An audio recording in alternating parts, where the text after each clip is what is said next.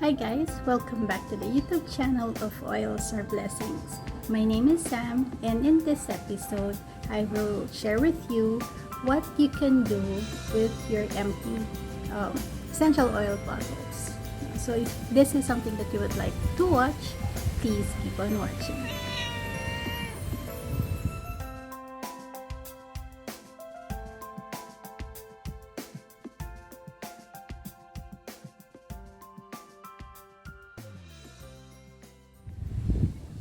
So, how many empty bottles do you have at home? Please don't mind my cat. So, we're here outside my house because it's Christmas Day and it's rather noisy inside. So, it's pretty hard to record. A lot of us in the essential oil community are very cautious when it comes to the essential oils we use, and of course with recycling. So yeah, I have a lot of essential oil bottles and I don't really throw them away. So if you haven't seen my other videos on what you can do with your empty essential oil bottles, please check the link on top.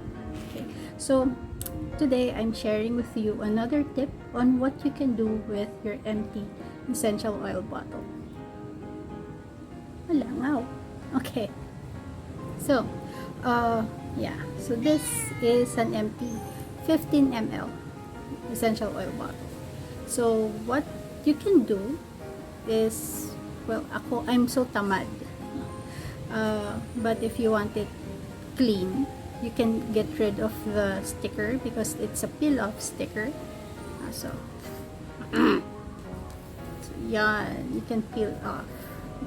But when I made this, I'm so tamad to do it.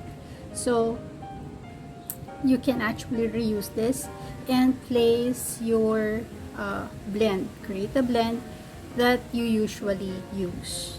So let's say a blend for your diffuser or something that you use to address certain concerns. Now for this one, to remind me of what's inside, I use stickers.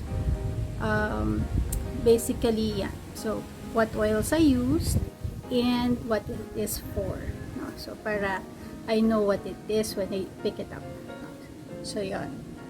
So for this one, it's for lymphatic drainage, and it has citrus fresh, lemongrass, helichrysum, and coconut oil. If you have empty bottles, you can reuse your bottles to store your blends.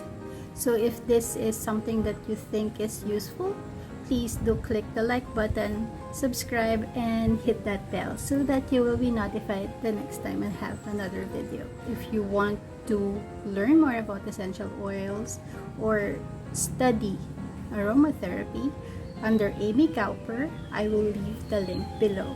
And if you want to have your own set of oils at 50% off, again, I will leave the link below. My name is Sam, and I thank you for watching this video. Peace and blessings.